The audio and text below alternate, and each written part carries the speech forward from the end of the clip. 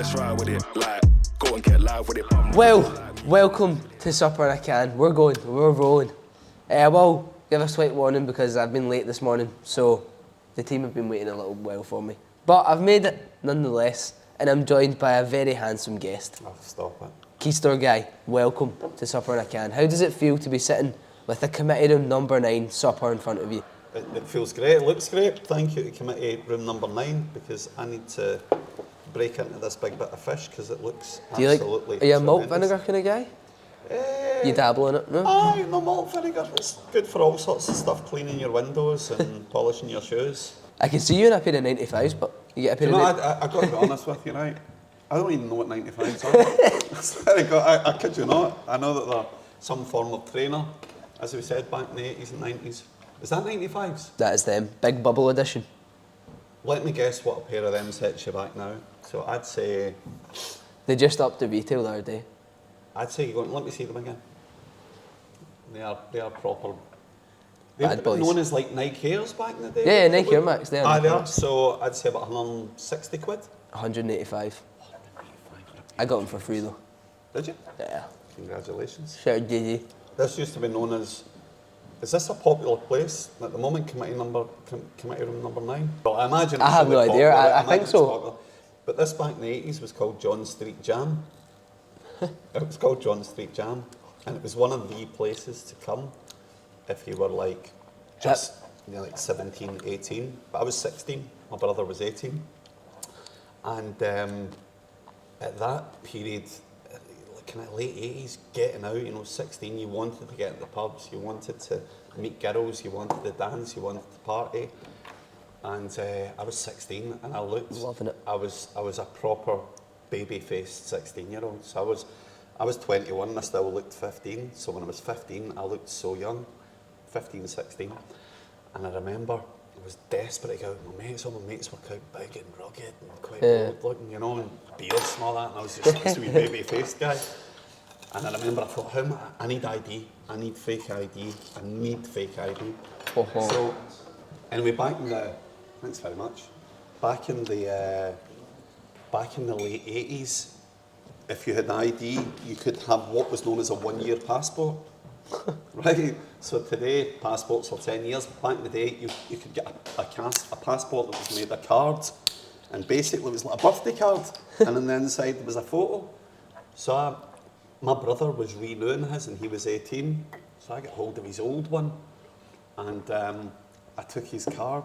I remember I was in my bedroom and I took off his photo and I put on my photo and I kind of re-engineered this passport. And I was the new, younger Joe Summers, my brother called Joe.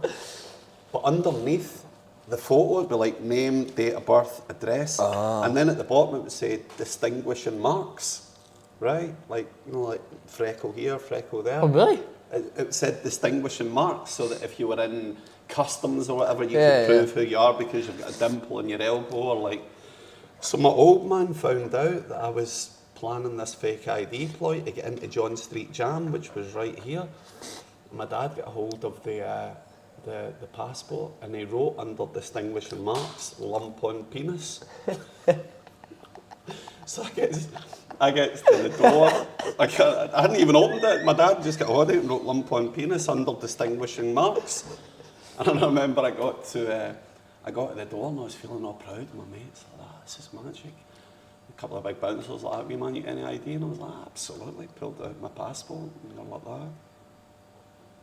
And like, "T Spam," he was like, He's like, "Tell us about your distinguishing marks, wee man." I was like, "What are you talking about, distinguishing marks?" And I took it back and the old man wrote lump on penis. I'm like, sorry.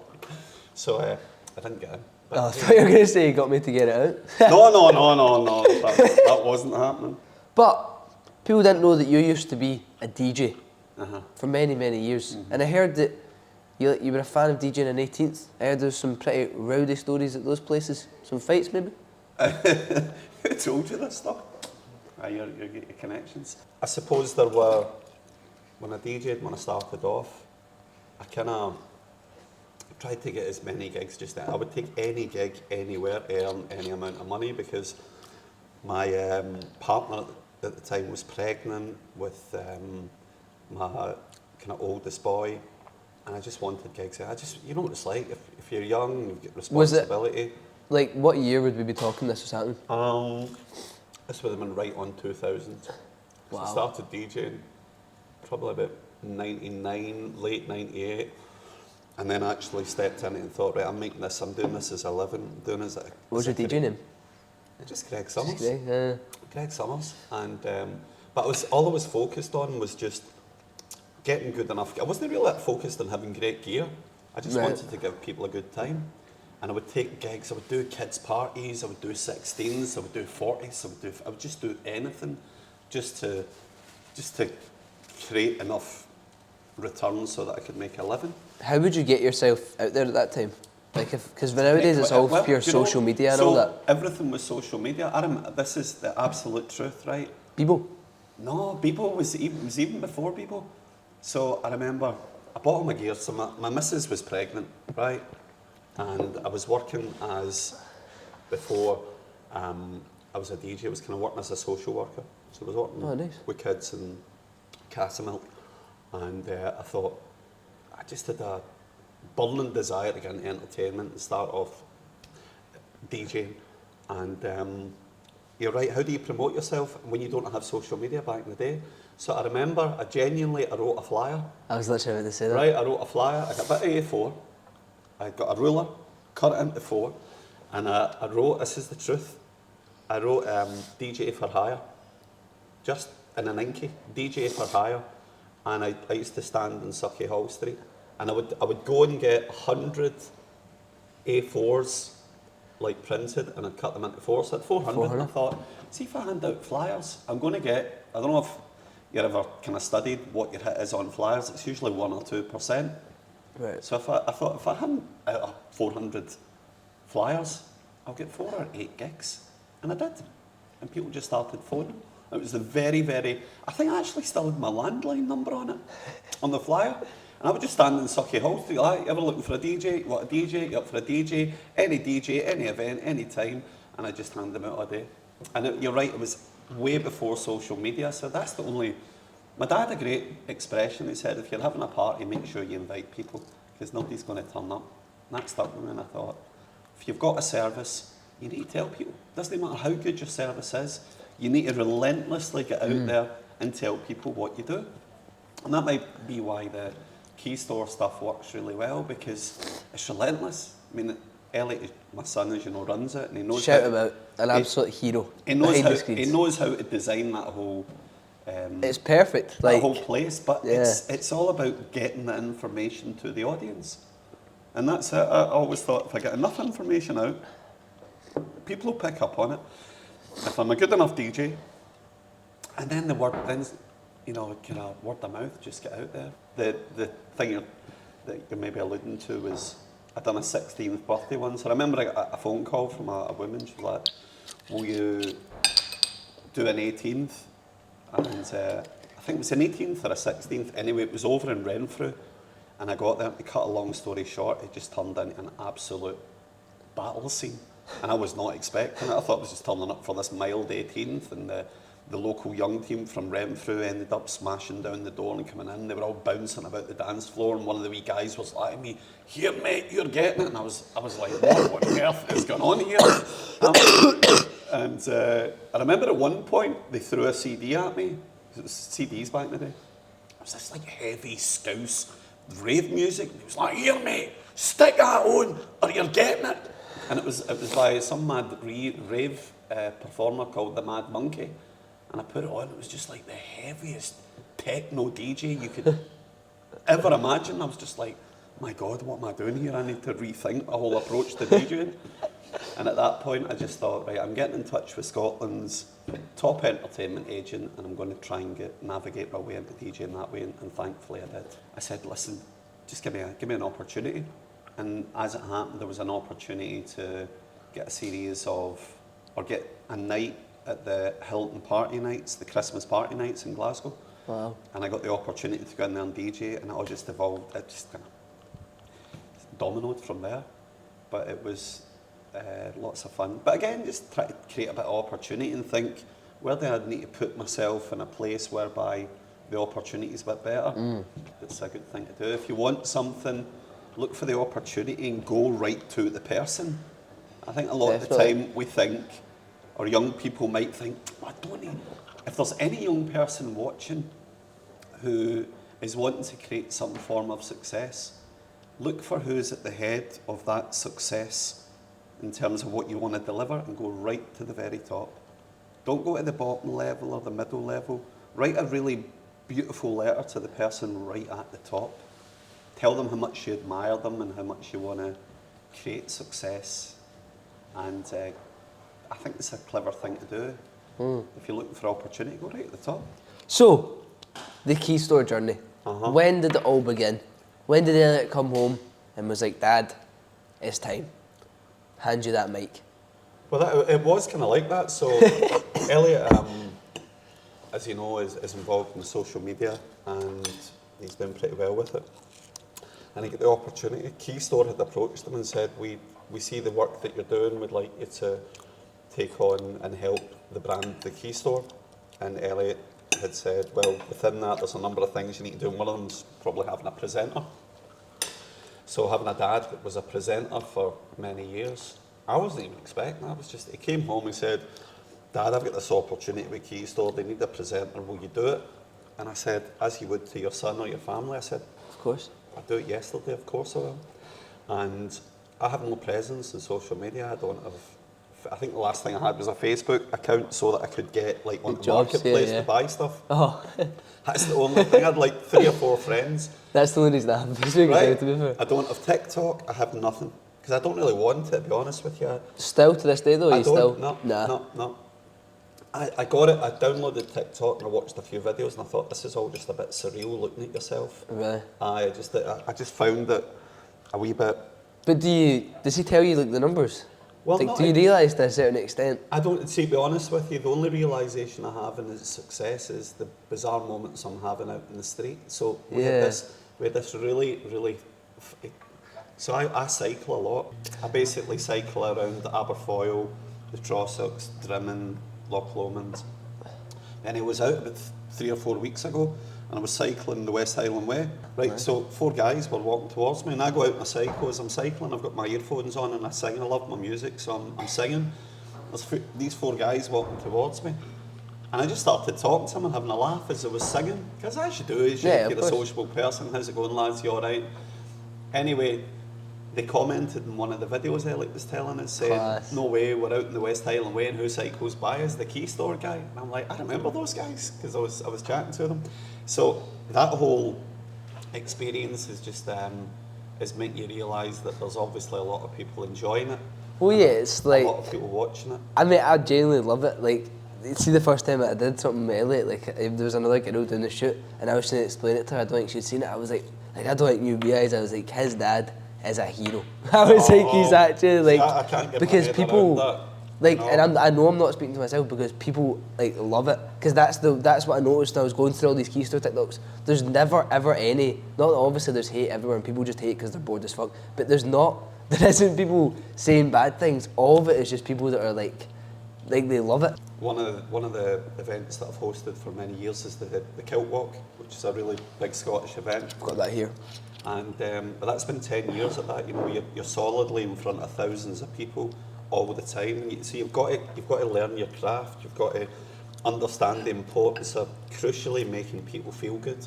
You know, and for me that's the biggie. I've seen you say that. It's all about.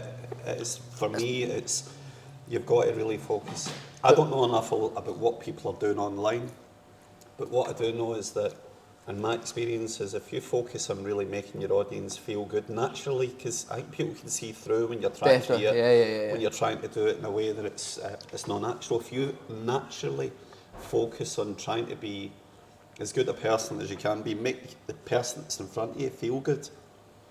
When you capture that, it naturally it works, I think. You know? Yeah. So that's what I focus on, just having a laugh and making people feel good. Have you had any funny stories of people like coming up to you? Like, has there been a moment where someone's been like properly like, oh my god? There's that thing with the West Highland Way with the cyclist, that was bizarre. I told this story in my podcast the other night, but I was at one of my friends' funerals. One of my, not my friend's funerals, his parent was getting buried. And I remember you're conscious of just, I'm Greg Summers, I'm not the Keystore Guy, I'm only Keystore Guy half a day a week or something. But I went out to the reception area of the service and I was genuinely conscious of saying, listen, passing on my best wishes and I offer my condolences, and just at that moment where I'm shaking my mate's mullet, some wee guy at the background at the, in the service was like, that's the Keystore, there he is, it's the Keystore Guy. And I was like, this is hugely embarrassing. You're trying to say, I'm sorry to your mate's mum. And just lots of occasions where you're out. I was out on my bike and 4 wee guys were getting really aggressive behind me on my bike, and I was like, what's going on here, What do you mean? Just like driving right up behind me and I'm on my bike, and I was like, I thought they were like trying to ram me off the road, and before I know it they were coming up and they were like, it's a Keystore Guy taking photos. And I was like, this is insane. But what you sense from people when they're saying it is they're doing it where good they're doing intentions. it with enjoyment. They're trying to say hello to you. And I suppose because I'm not online and I'm not monitoring it or gauging it, it's all happening. You're like, but it's lots of fun.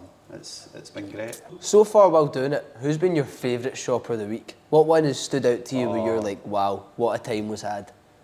And this again was, I don't know if you find when you do this stuff, Gio, that the stuff that you don't expect to be funny is often some of the best stuff, and some of the characters that you're not expecting to be funny. There was a guy, we were doing a shopper of the week in Johnston, Keystore. What a place. I was born in Johnston, fun enough. Right. In fact, I'll tell you something really, really bizarre. See the guy that runs the Johnston Keystore, right? His mum was best friends with my mum's sister. And it turned out that when we were wee boys, my mum's sister, my auntie, would look after the two, so we would look after the two of us. So the guy that was running the store in Johnston was the exact same age as me, 52. We were babysat at 2 years old and came in each other's lives again through Keystore. It's bizarre. Anyway, this guy, Jerry, had just come in and Elliot was saying to the guy, Chris, that runs the store, if you see any characters, get them in front of the camera, let us know. And this one guy came in, his name was Jerry, and you could just tell he had a big kind of red face and fun. You could just see fun screaming out of him. And we got into a question whereby, what's your guilty pleasure? He said, I love my rolls. And I said, what do you like putting in your rolls? He says, well, see, me, I'm simple. I like an egg, but my wife, she loves the sausage. And at that point, his wee eyebrow rose like that. If you haven't seen it, I'll send it. Have you seen this cut? I'll send you. It's really funny. So, I've seen it. You've seen it? Yeah. So, and just as he says, I'm simple, right? I like egg, but my wife, she likes the sausage. He looks at the camera and his eyebrow goes up and he goes, no. He says, and he just breaks up. And I knew at that point, just keep the mic on him. Just keep it on him. And he laughed. And he laughed. But it was that laugh he captured that was natural and uncontrollable. So as a viewer, it doesn't matter what's been said. You're laughing at this guy's that's such a good cut. And so that was just a great moment that was very, very funny. So, do you ever notice people coming in and you can tell that they're coming in just to be in a video? Aye, we were doing some stuff yesterday. Some people actually come in and they're like, they look like almost like asked as if to say, see, going to. But the last thing you want to do is you're not going to make people feel uncomfortable if they don't want to, but you actively see it. There's a lot of people that are really complimentary as well, say really enjoy your stuff on TikTok and asking for selfies and stuff. We're just like, oh my, this is bizarre. But, what's your selfie face? Do you go for a full grin or just the classic? I just go for a standard smile, just like one of those ones that we've done outside, outside John Street Jam. I like that. Well, we asked our followers last night in true Keystore form to send us in some meal deals, and me and you are going to rate them. Right, well, okay. It'll be more you rating them and me reading them out. Okay. I think I might have told people it was anonymous, but that's not happening. Oof. This one's from my girlfriend. She started it off. Right, cool. Plain cheese sandwich, no mayo, apple bag or watermelon, and a water. I think that's pretty poor. That is pretty poor. But do you know, for some people that might be really, really enjoyable, but I think the variety of different Plain choice cheese. Plain cheese. Hang your head in shame, Emily. Plain cheese, I'm not having it. Okay. Is it a water and a bit of fruit? It is. I mean, I accept that. That sounded like my lunch to school in deepest, darkest poverty, Glasgow in the 70s. So, Emily, get it sorted, not happening. You're scoring a very firm 1.5 out of 10. So, this one's from Daniel Gallagher. Daniel? Bacon and ketchup sandwich, I'm guessing, is what it means. So he's Bacon and literally ketchup? just said bacon and ketchup. Dr. Pepper, I'm not white a big fan of Twix it. extra. Wow. I see this man's got a bit of culture running through his veins, so I'm going to run it by me again. Bacon and ketchup, we Bacon don't know what it ketchup. is. Is it in white or brown bread though? He has literally just put bacon and ketchup. Could be a Bacon bagel. ketchup's a shout. I'll accept that one. Bacon ketchup's a... What do you think? Bacon ketchup, is that? I'm accepting it. If it's Yeah. on a bagel, yeah. Yeah, do you know what? I don't even think he deserves a rating for that, to be honest. No, I that's think he quite- does. I reckon he's that's taken quite it. Wait a wide. minute, Danny Gallagher's taking the time to actually make his suggestions. So True. bacon and ketchup, say it's on white bread. It could be amplified by going on a bagel. He's got a Dr. Pepper. I'm sorry, I can't be having that because no one I've ever met in my life growing up drank Dr. Pepper, ever. Do you know anyone that's ever drank Dr. Pepper? I know I don't know who specifically, You but like it? quite a few of my pals do. Dr. Pepper, Pepsi and Coke, same thing. I can't stand They're all Dr. shite. Pepper. They're all shite. A white extra Twix? White extra Twix is up there. I think white Lion Bar, white extra Twix. You're getting a thumbs up from me. So Oh. I'll give Danny Gallagher. I like this one. I'll give 6 out of 10 for Danny. I only like the fruit choice in this one though. This is from Marcus Hayden. Marcus Chicken, Hayden? yeah. Chicken club. I don't. Is that like a club sandwich? Yeah, that just the words chicken club, Uh-huh. then comma, monster. Oh wait, the drink. Oh. I was like, mate, what the fuck? I thought he meant like Monster Munches. I was like, mate, why is he not finished that sentence? Oh, right, sorry. So Monster, a chicken Monster, club, chicken club, and then here we go. Pomegranate seeds. pomegranate seeds. Oh yeah, I'm all for that, mate. I fucking love pomegranate seeds. I'd be asking what part of Glasgow's he from. He said, You know, he said optimal after it. He just said Optimal? dash optimal. Is it seeds or actually the wee No, juicy the bits? aye, the wee bits. The wee juicy Yeah, bits? yeah, yeah. Aye. You rating That's it? a fair shout. I'd give that a good rating. Pomegranate seeds, Monster, and the chicken Some club. people are getting pretty specific here. So this is from Cara Lee McCabe. Cara She's Lee. Tesco chicken and bacon Caesar salad. Nice. Wow. So I don't know bad. about that. McCoy's. We've What not been flavour? given a flavour, What just flavour? McCoy's. So I'm already not. I'm a bit. What flavour are you having, Gio, McCoy's? It's got to be salt and vinegar. A big Red Bull or Pepsi Max. So I think she means like the big Red Bull cans. I'd give that a high score. That's Yeah. pretty good. Aye, I would. That's not bad. Good honour. Fair play to her. And congratulations. Okay, this guy's definitely getting outed. What the hell What's is his name? this? Give him his name. Let's Can he read? He can he read? Is that his name? His first name, can he?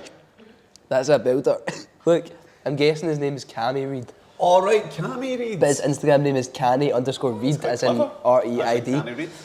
Okay, What was can he read got? so first of all, he said if it's Sainsbury's. See, that's the thing with younger people. Is there a particular important place that we go for a meal deal? Meal deal to me means Tesco. Or does it? Yeah, Is that the That'd same be it. across the board with everyone? I think so. How? No? Where are you going? Meal deal for me is the garage. Every garage. That's the only place I associate guess. meal deals. I can see that. Well, this one's a bit... I think this could be our worst one yet. Hey, go on. Mozzarella, pesto and tomato wrap. That's good. We're starting off good with that. Right. Hack Hawk rolls. A what? Hack Hawk rolls. A hat cock roll? Hawk. No, hog. A hat cock? Did you say? Hack Hawk rolls. No, I'm lost in this. Do you know what whole that is? thing. I think they've just made up that name so they put people, me in a situation where I think he's just trying to make us say cock. And then he's ended it off with a Mojo chili shot. Do you know about those mad shots, like the turmeric shit? I think he's he's going, at I think it. he's going beyond lunch there. I don't think he can read. We're going to end it off with... Oh, wait, We mate. haven't even given him a score. I think just because I he's think come up with it's- such a bizarre name for a sandwich, I'm giving him 8 out of 10. Do you know what? I didn't realise Having this. a hat cock roll. I think he might deserve more. He's given us, that was his Sainsbury's option. He then gave us a Tesco option. He ready He gets to... Keystore options in there. His Tesco option is chicken club, Walker's baked. Right, I'm not having that. Cheese and onion. right, And then our favourite, a wee can of brew. nice. Cannot beat a can of brew. Have you tried the new Nessie's Nectar? I have. What do you think? We've done a taste test. It's nice. I rate it. Do you prefer it It's to... hard. It's hard to actually, when you've been born and brought up on the substance of iron brew, when anything else is presented in front of you that has iron brew with it, I can only ever accept iron brew.